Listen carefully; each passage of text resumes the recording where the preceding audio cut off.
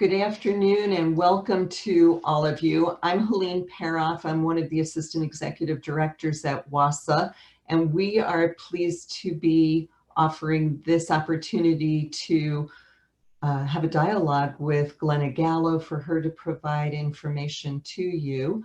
I do know that I want to hand it over to Glenna as quickly as possible, but just a couple of short reminders before we dig in.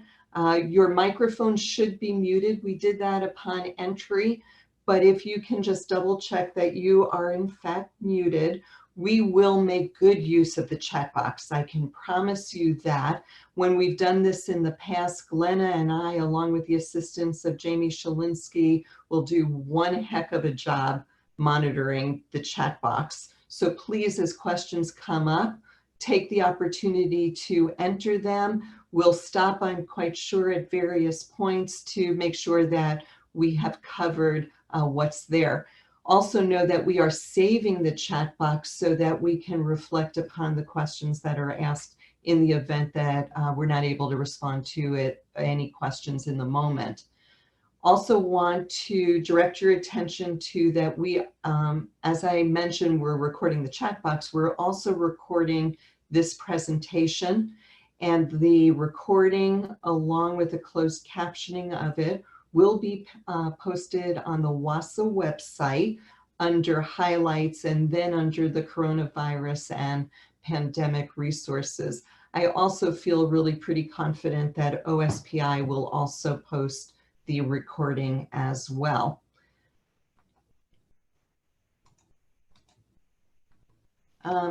There are a number of topics that Glenna is hoping to cover over the course of this hour that we have together today.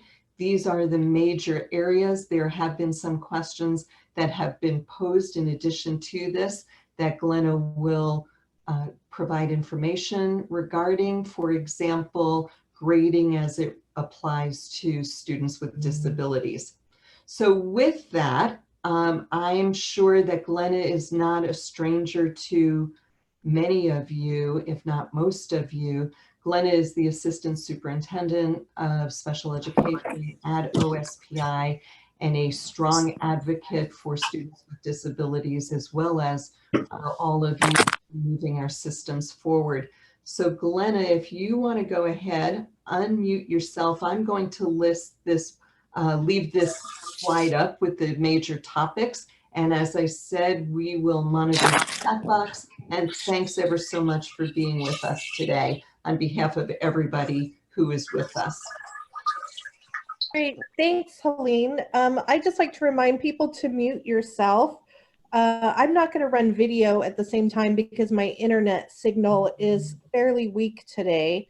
And so I'm going to attempt to not run video and see if that helps. If you have problems hearing me, please let me know. I appreciate WASA for pulling us together today to talk about students with disabilities and continuous learning. Our intent is to cover these 5 main topics that are listed on the screen. So taking us back to the intent of IDA and the impact of COVID-19, we're going to talk about what we know and what we don't know, as well as timelines for upcoming information. We're going to talk about ways to support students with disabilities and continuous learning, and then talk about communication with families and the needs to really communicate frequently and on an ongoing basis with families about plans for services, changes made to services, and progress, or what we're going to do if there's lack of progress. Then I'm going to cover some dispute resolution trends in our state during COVID-19, as well as a class action that was filed against a state regarding COVID-19 and special ed services. And then at the end, we're going to talk briefly about extended school year and compensatory education. As Helene said, please feel free to type questions into the chat box. I'm going to kind of take it bullet point by bullet point. We'll talk about some basic information, but then have an opportunity to respond to your questions as well. I'd like to thank WASA again for pulling this together, and thank the amazing team that I work with at OSPI, both from a leadership capacity in Superintendent Reichdahl and Deputy Superintendent Miller, but also within my own section. And we have several of those staff participating on this webinar today. And so I'd like to publicly declare my appreciation for you and the work that you do, and then staff across OSPI. This is a difficult time, and we're trying to figure out how to make the most of it and how to continue making progress with students with disabilities, even with the limitations that we're faced with. And so I appreciate those of you who work within districts to provide services, to lead out around services, and then parents and families who are also part of this work on behalf of students. So with that, I'm going to just jump right into the intent of IDEA and the impact of COVID-19.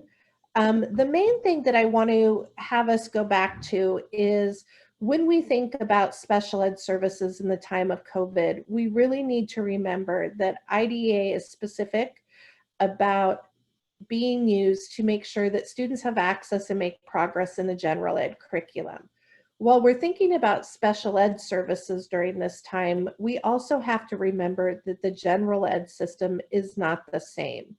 It has really been impacted by the school facility closures. The continuous learning document out by OSPI talks about how all districts need to be providing continuous learning, that it needs to be planned for and adjusted to address the needs of their students and their families. And there are maximum commitment times for students listed in that continuous learning guidance.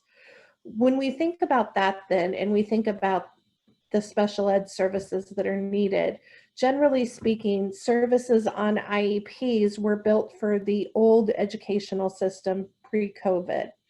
And now we have to work together and work with families to identify the special ed services that will be provided while we are prohibited from providing the majority of our services in person.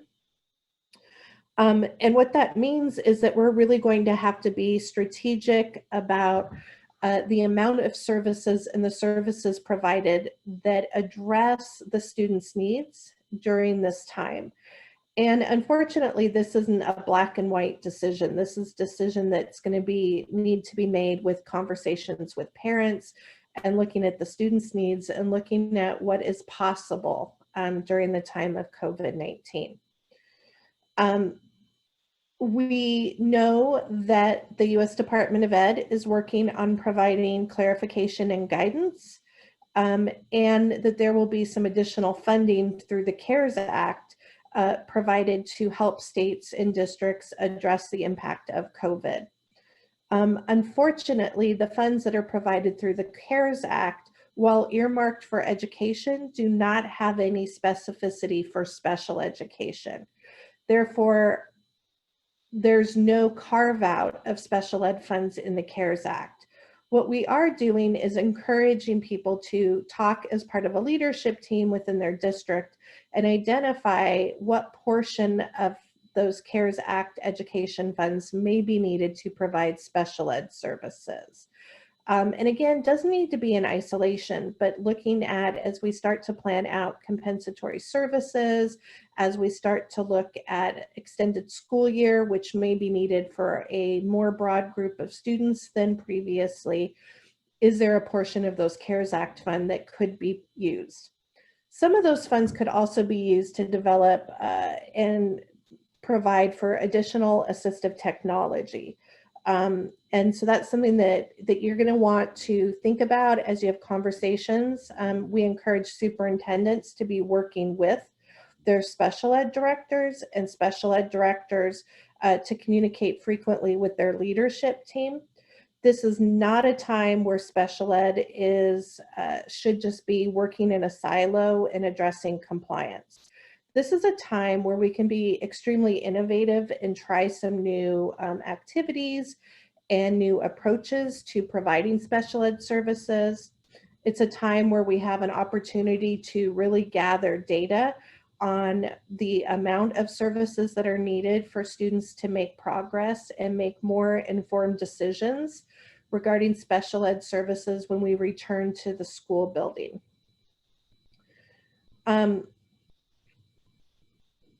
In conversations that I've had with OSEP, I can recommend that you document the decisions that you're making. OSPI has released a continuous learning document that talks about general ed. And along with that, we have the inclusionary practices during school closures, during school facility closures document that talks about special ed services during that. Part of that inclusionary practices documents is a plan, a learning plan for students with disabilities. While this is an optional plan in that districts can identify whether they want to use that plan, whether they want to modify that plan, or they want to develop something on their own, it's not optional to not document the decisions that were made regarding special ed services during this time, what was provided, and what the student accessed. OSEP was very specific in their conversation with states and said LEAs should actually document not only what was offered, the frequency that it was offered, when it was accessed, but also talked about collecting progress monitoring data, as well as data on student skills before the school building closures and after the return. They were favorable about using a learning plan to document those activities and communication. We've had a lot of conversations across the state with whether districts should use a learning plan to document this or make IEP amendments. I think that it depends on the approach that you're taking. As we're treating the COVID-19 as a temporary change in services that is not directed by the IEP team, nor has placement changed specifically as directed by the IEP team, we're generally thinking that the less formal learning plan may be most effective during this time. That doesn't prohibit you from using the regulations of IDA and the flexibilities provided within IDA to look at IEP amendments and documenting those and issuing written prior notice of change. What is clear is that districts need to make decisions about special ed services. Districts need to communicate with parents about those special ed services. And districts need to provide services and document the impact on students with disabilities. How you do that is generally up to your district and isn't necessarily a compliance issue at this time. What we're asking you to focus on are services to students and the impact on students. I'm going to just take a second. I'm working here off multiple screens and checking to see the questions that we have before I go on to the next area. Glenna, I can help you with that. Thank you. Some of which you may have already answered, but just if we can roll through those kind of quickly. Okay.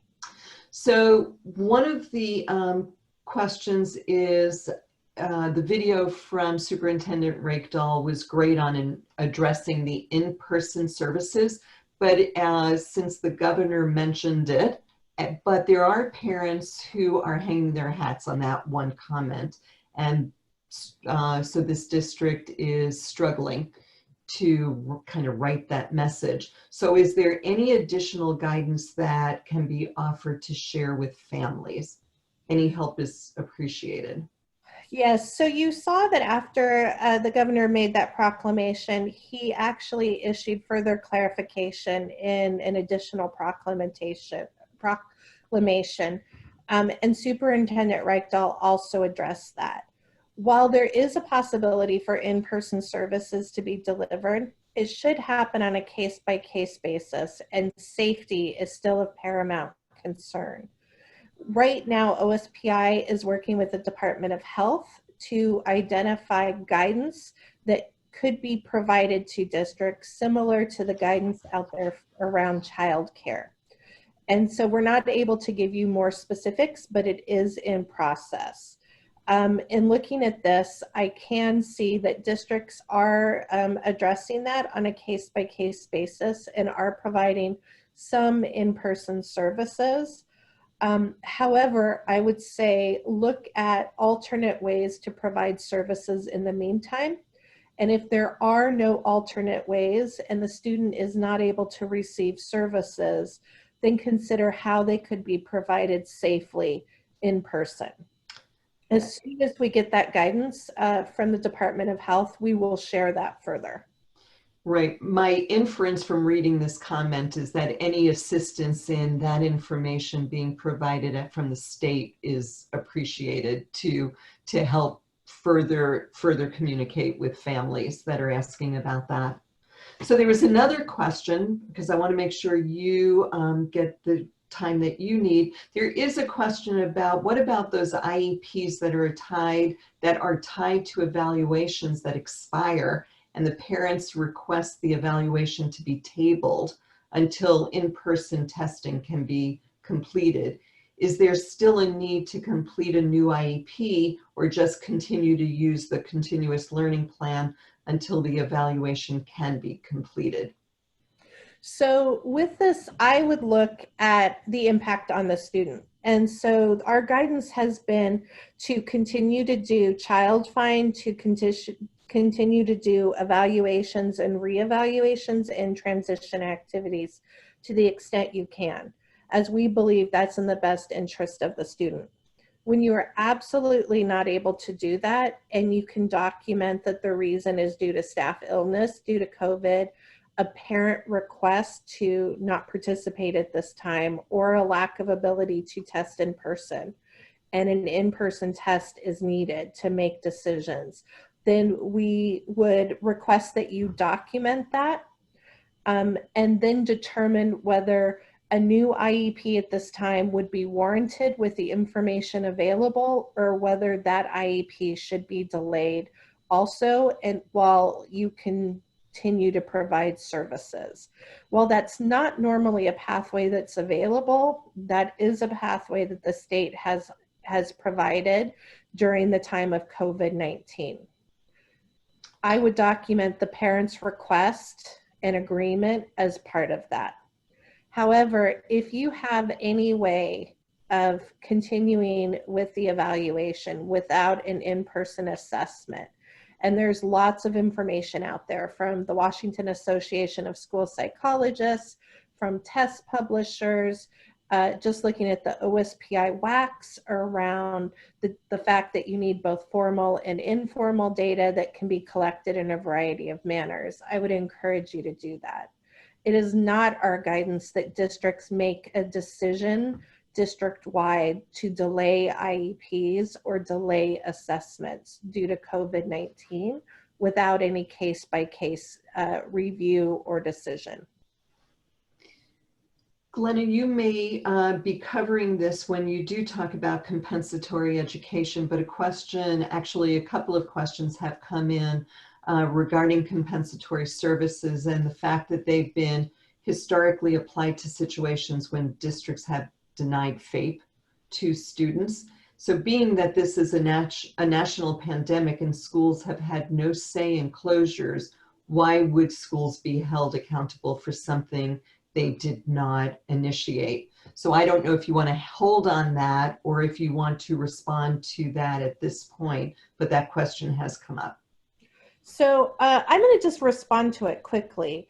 The requirement of FAPE is in federal law, and at this time, we have not been given flexibility to waive the requirement of FAPE. There is permissive language put out by the Department of Ed that talks about school districts having the authority to make decisions, knowing that services would be provided in alternate manners due to COVID-19 or in different amounts. But there has not been something that removes the requirement for FAPE. There's lots of conversations going on nationally, and we're participating in those conversations. There's pros and cons to pretty much any action that could be taken. And at this time, we're really waiting for a decision from either Congress or the Department of Ed, who has said that they will be putting out further guidance this week. It's interesting to consider the need for other language. And I don't know that I'm ready to respond to that, but I'll consider that.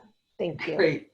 Thanks so much. So then there are a couple of questions about documentation. So for example, if teachers are really working hard with the template, so then are there additional ways or different ways to document?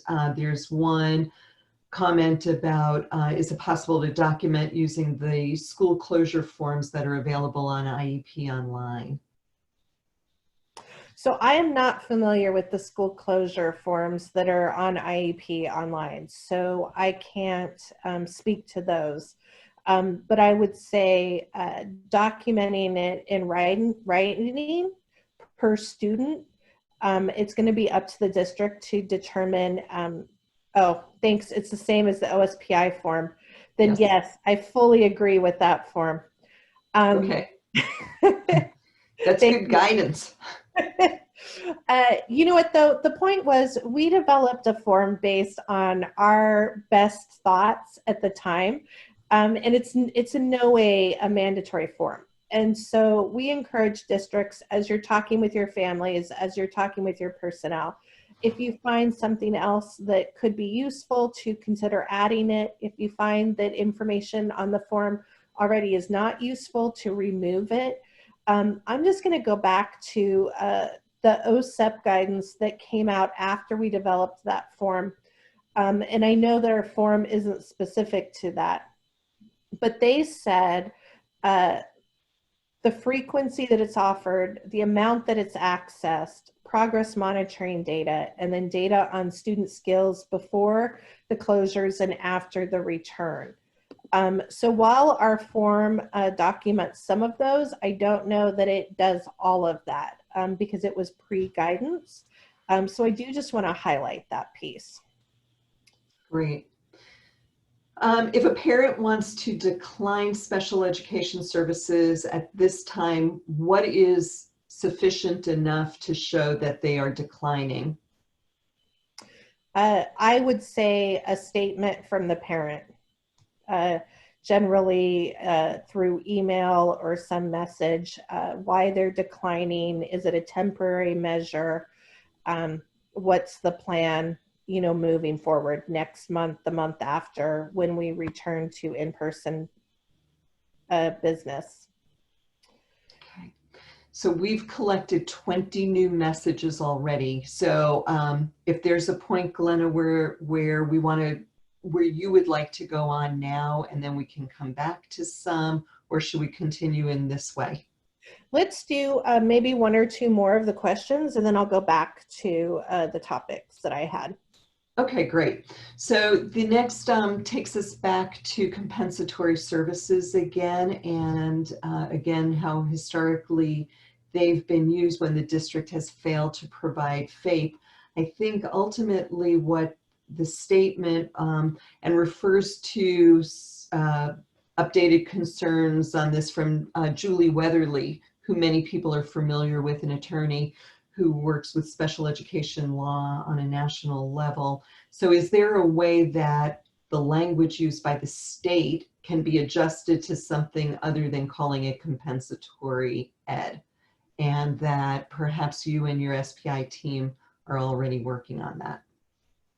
Yeah, so I'll follow up on that later. Okay, great. Some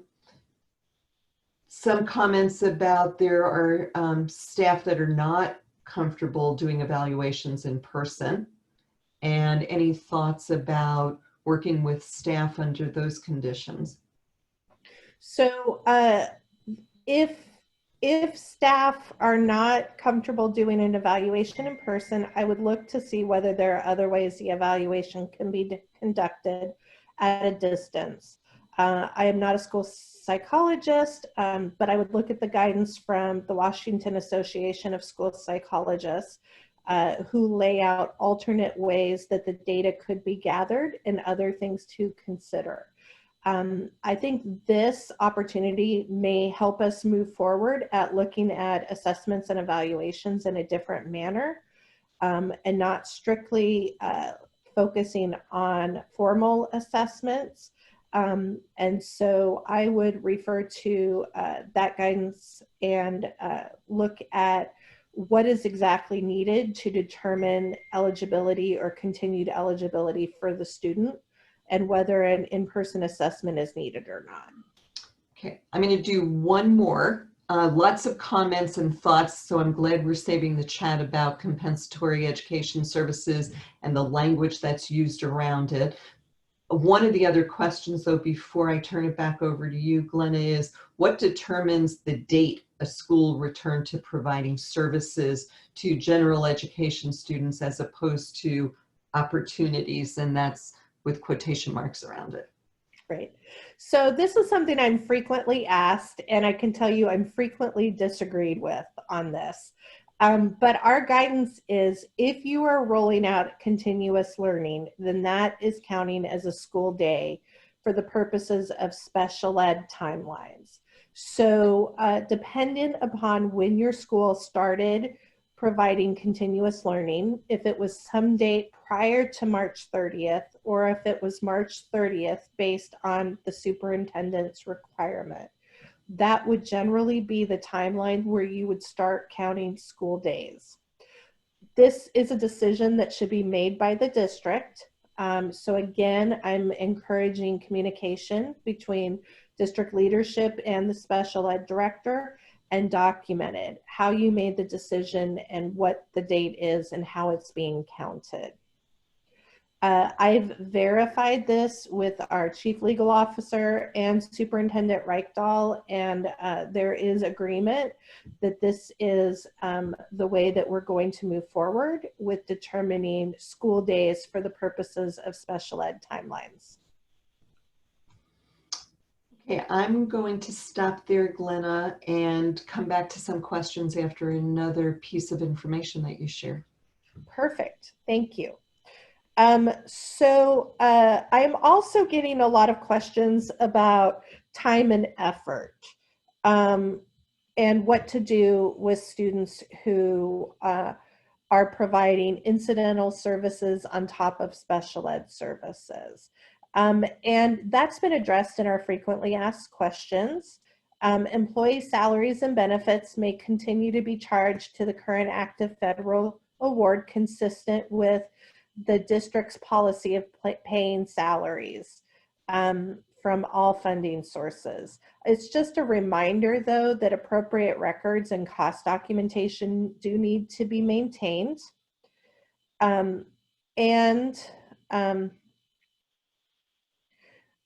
We've already talked about the fact that we've needed a written document that describes the services being provided. I started to see some questions about the fact that this is burdensome and that it cuts in the time of providing services to students. And that is not the intent at all. The intent is to show some trace and a trail of decisions made, why they were made, and the impact of students when this is over. So we encourage you to look at ways that maybe you're collecting information that aren't as necessary at this time and prioritize the ones that have been discussed by OSEP. This week, I believe last night, we released guidance on student grading. That guidance document on page 5 and 6 said OSPI will adopt emergency rules that will require school districts to continue using grades to assess student learning for the purpose of high school credit-bearing courses for the last semester or trimester of the 2019-20 school year. The rules prohibit a binary pass, no credit system, and they prohibit failing grades from being issued to students. The question that we immediately started receiving was that for those students with IEP accommodations, where the team has determined to grade the student with either a pass and or fail, does this rule mean that districts can still issue pass grades, just not fail grades? Or do districts need to hold IEP or 504 meetings to determine a different grading scale? Our response is that districts should continue to implement IEPs, and the OSPI guidance does not prohibit that. The district could discuss the recent guidance with the student and family and determine if, in light of the circumstances, a different grading system would be more appropriate. In cases where an existing IEP outlines pass or fail, OSPI would encourage teams to document in whatever format they're using, a continuous learning plan or an IEP amendment, decisions about grading for the duration of the school facility closure. In lieu of pass-fail, teams might want to consider a pass or incomplete, for example. Districts should be cautious that they don't implement a grading system in which a student with an IEP could earn a failing grade when all other students have a different system.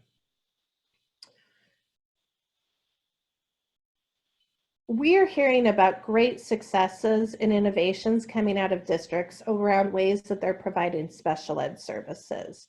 We're seeing examples of recorded videos that have been sent to students and families. We're hearing about resources provided to parents to assist them in providing schedules or setting schedules, giving them troubleshooting access to platforms, ways that related service providers have provided services through distance technology or on the phone or through written learning materials. And we commend the districts for their innovations and their problem-solving mentality. We encourage you to share as part of the chat today also successes that you have seen from your special ed teachers, your school administrators, your related service providers, and your para-educators. I'm going to ask that each of you include at least one example in the chat of ways that you've seen success in meeting the needs of students with disabilities during this time.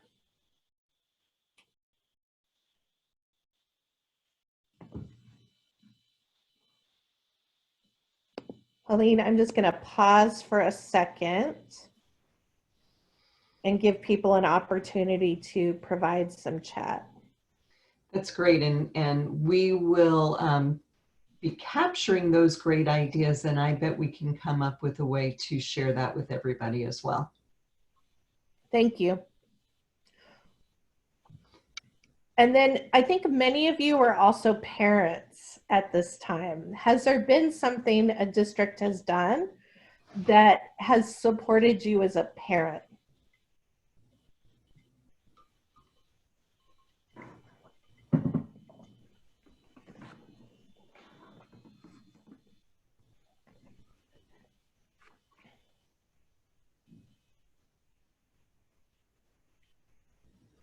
I hope everybody takes an opportunity to scroll through the chat box as well while people are writing.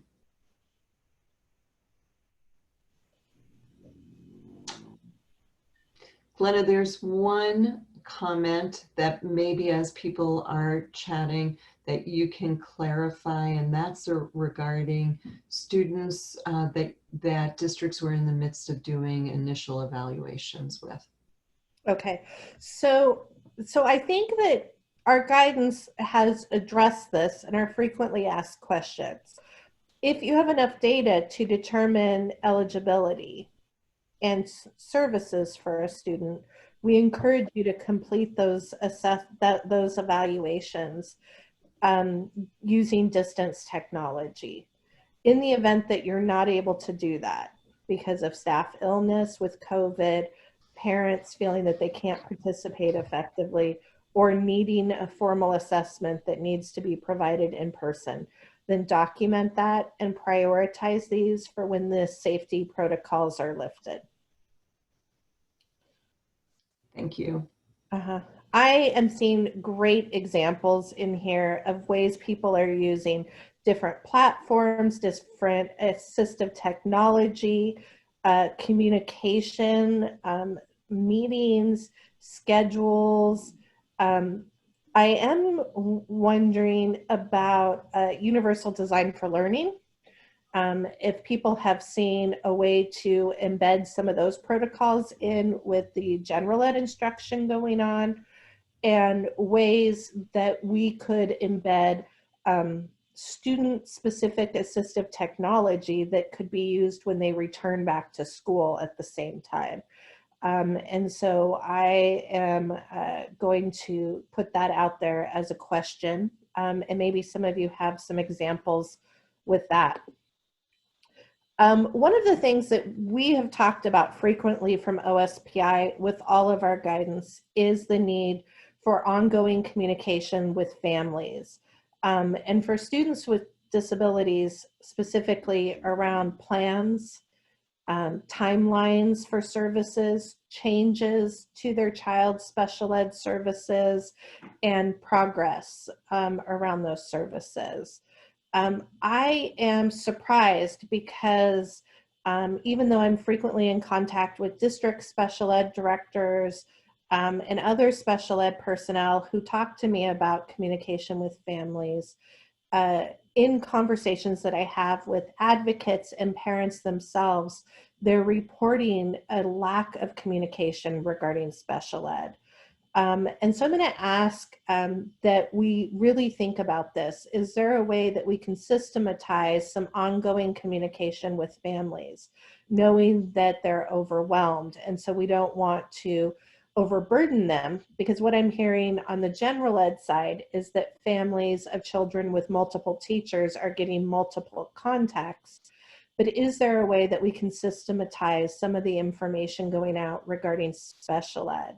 And figure out a schedule, like whether it's a weekly email or a phone call or some way that we could up that communication with families without being overwhelming, but really just to talk about the needs of the family and the student and address changes in services as needed. Along with the communication with families, another issue that I'm frequently asked about is dispute resolution and whether OSPI will be changing dispute resolution processes. Again, this is not something that OSPI has authority to change, as our dispute resolution requirements are part of IDEA. I can tell you that we are looking at some flexibility with timelines around state complaints and due processes when there's an impact from COVID-19, and a flexibility in how materials are provided, as well as how due process hearings are held to be in compliance with the Stay Safe mandate from the governor. What I am hearing is that people are concerned that there's been an increase in state complaints or due process requests. And at this time, we have not seen that, generally speaking. We did look at due process data over the last year. And as of yesterday, we had an additional 12 due process cases filed this year than we had the previous year. However, we were on an increased trend prior to COVID-19 as well. Of those, though, I can tell you that 10 of them have been specific to COVID-19. The first one was filed on March 23rd. There have been due processes impacting COVID-19 filed against 6 Washington school districts. And we are seeing some trends with those due process requests. Generally speaking, the trends that we're seeing in those are these: refusing to offer special ed services, refusing to hold IEP meetings, stating that IEP meetings will be held once the school opens, an ESY decision, denial of FAPE that is specific around lack of parent participation and decisions made outside of the full IEP, change of placement, predetermination of services, and refusal to allow student to record a class as an accommodation. We know that this is a fear of many of you, that during this time that there will be an overwhelming number of citizens' complaints and due processes filed. And this is something that we have communicated federally as well. At this time, we can only proceed with the information that we have available, which is to move forward and make decisions in the best interest of students and staff, safety, and education. We don't know the long-term impact of COVID-19 or the impact that it will have on our dispute resolution system, but we want you to know that your best defense is to make and document reasonable efforts to address the needs of students during this time. In all of my conversations with OSEP and with people nationally, that term reasonable efforts has come up multiple times. And so I would use it and continue to use it as the standard in moving forward. There has also been a class action lawsuit filed against the Hawaii Department of Education. That complaint alleges that they are in violation of IDA and 504 by providing disparate access to education during the COVID-19 related school closures, and that the state's response is systemically inadequate. We know that, again, this is a concern that we all share, and we'll have to watch to see what the impact is.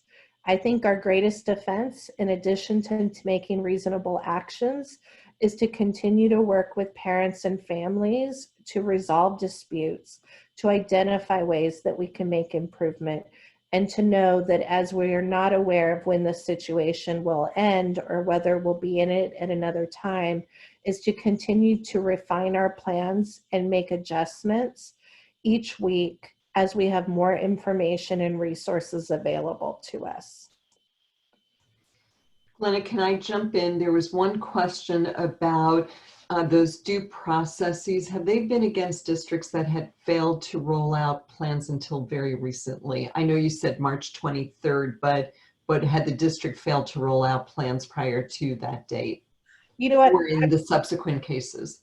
I am not sure because I don't have access to data on when the districts rolled out their plans.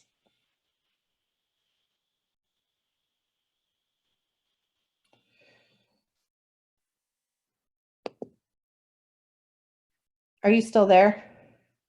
I am. Okay, it just got really quiet. I know. Thank you. That's actually the only question that I see right now. All of the other comments that I see are those great ideas of things that people are doing. So if you want to move forward again, I think you're good to go. All right. Oh, wait. So Okay. now someone, and yeah, somebody would love to know when we can expect to hear about Betsy DeVos's what she presents. Okay, so perfect, because I was going to talk about that next. So Betsy DeVos has a report that is due to Congress by April 27th, so 5 days from now.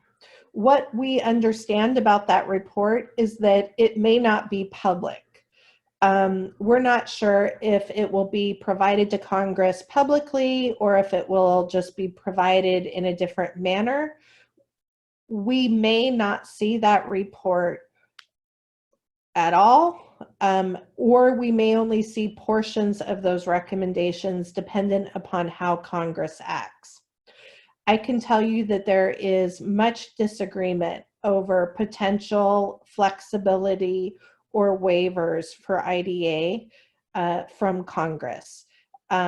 There are groups that have written publicly about this. There are groups that believe that IDA should not have any changes during this time, and that regardless of the impact, students with disabilities are still entitled to FATE and all of the rights and protections of IDA. There are others that believe that IDA already allows flexibilities and that it allows for some timelines to be extended or waived based upon agreement or decisions made by districts and parents.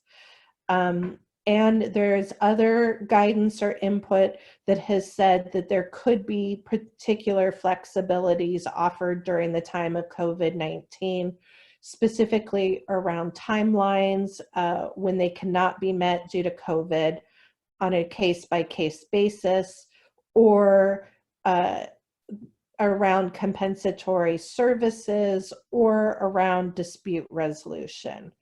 I think that in every argument, there are pros and cons for that argument that are reasonable.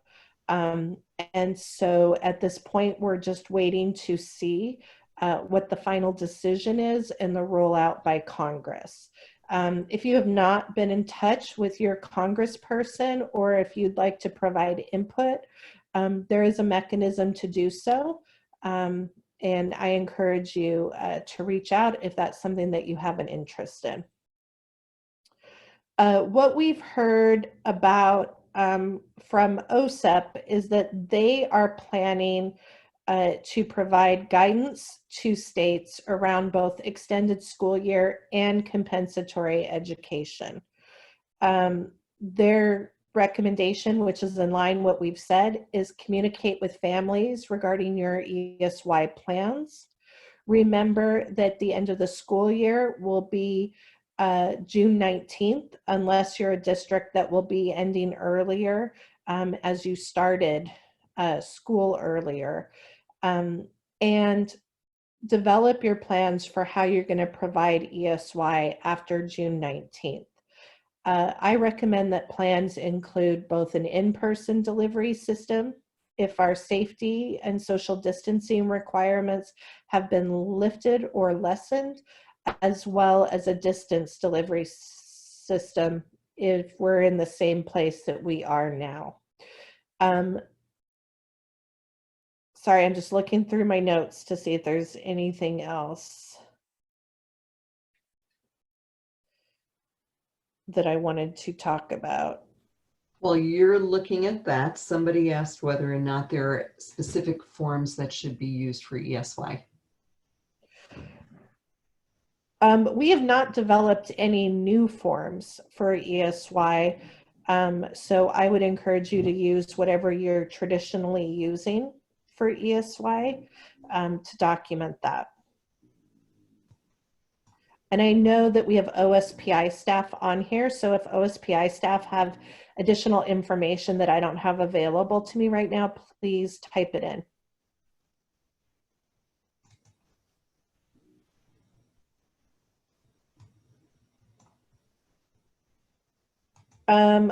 Helene, I just see that there's a question. Is there any legal guidance or precedents from when there's been other natural disasters? Yes, we've looked at what's happened during hurricanes, the impact the storm on Puerto Rico, and have used that within our guidance, as well as discussed that with OSEP. However, it doesn't have the same impact nationally as the COVID-19. And so we're looking for some potential larger flexibilities there based on the larger impact.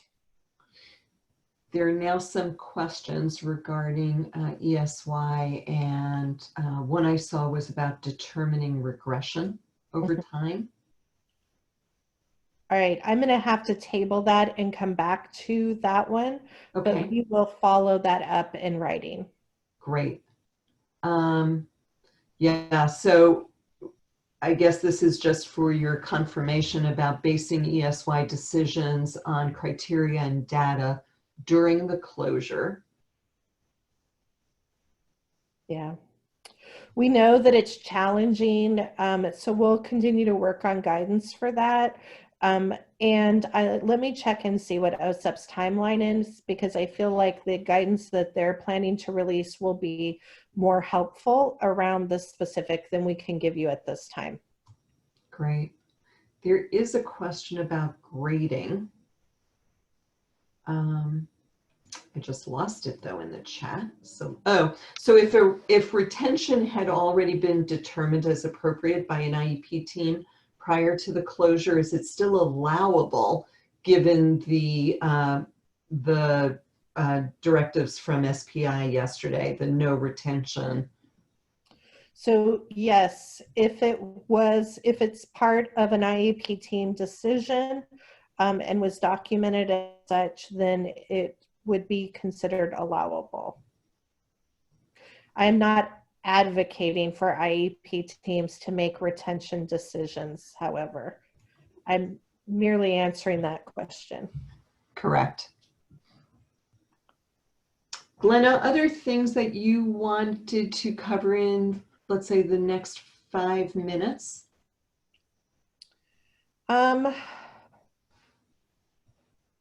Wow, I really feel like I've covered a lot. And so I'm going to go back to another statement that I took notes from with OSEP. And one of the things that was said is that their expectation is to provide reasonable efforts to provide services, which will lessen the responsibility for compensatory ed. Red flag practices include take it or leave it choices or signing a waiver to release the district from responsibility. So we had talked about reasonable efforts, but they've also been really clear that they anticipate that those reasonable efforts will lessen the need for some comp ed. And so while this is the statement that I heard, I don't have it in writing from OSEP. I do think it's a good statement to have in mind as we move forward. With that, I didn't see any response from any of my OSPI staff. I'd like to open it up to anything that they want to highlight that maybe they're getting questions from. I appreciate the examples of success that you're seeing. I appreciated, I saw at least one example from a parent of something that they felt was helpful. And I may have missed others, but I appreciate those of you that are making efforts to work together.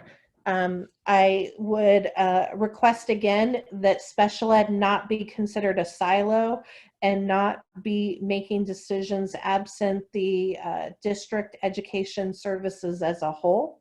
This is an opportunity for us to move forward in our practices, to try things with a culture that is understanding and expecting of continuous improvement.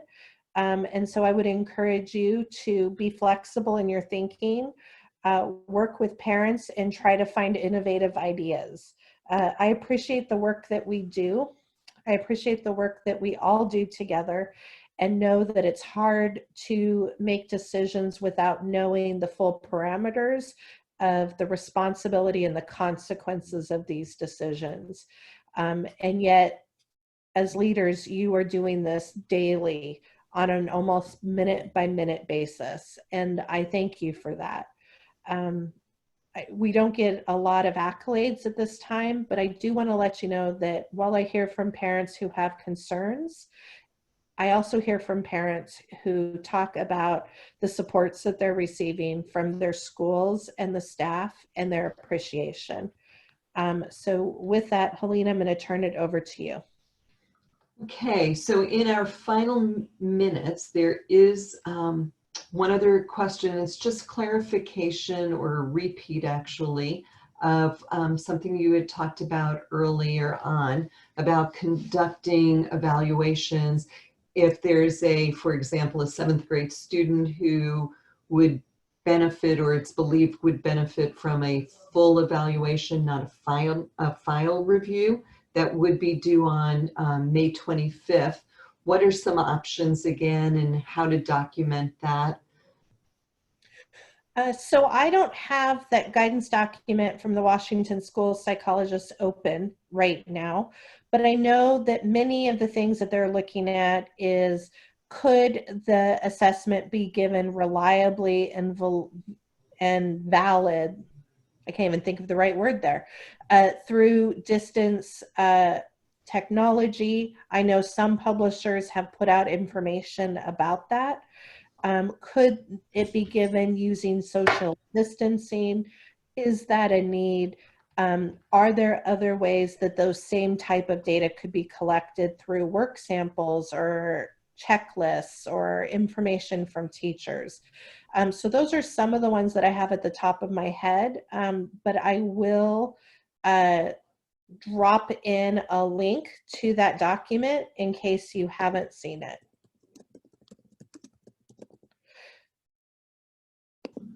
You had asked Glenna if any of the folks that you work most closely with at OSPI wanted to make any last comments.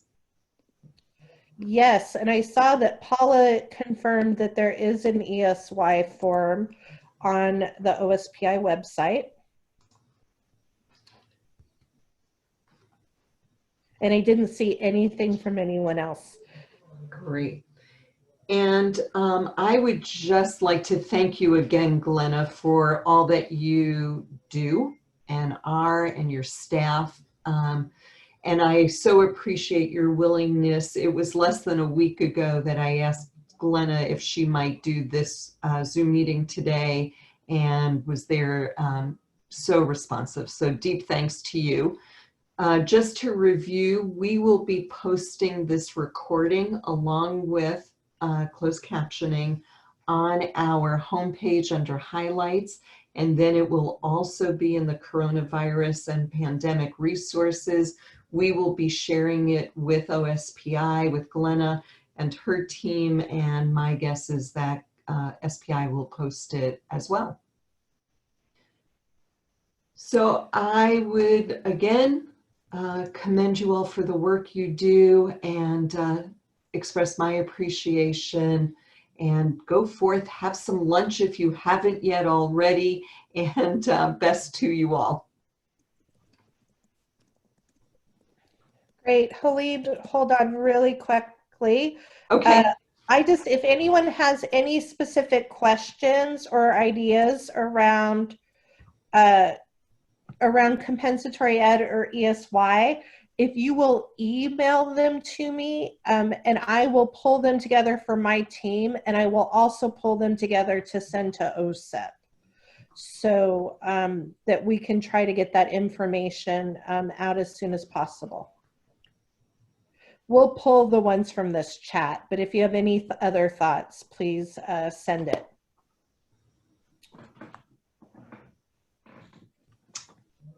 Thanks again, everybody. Have a great day.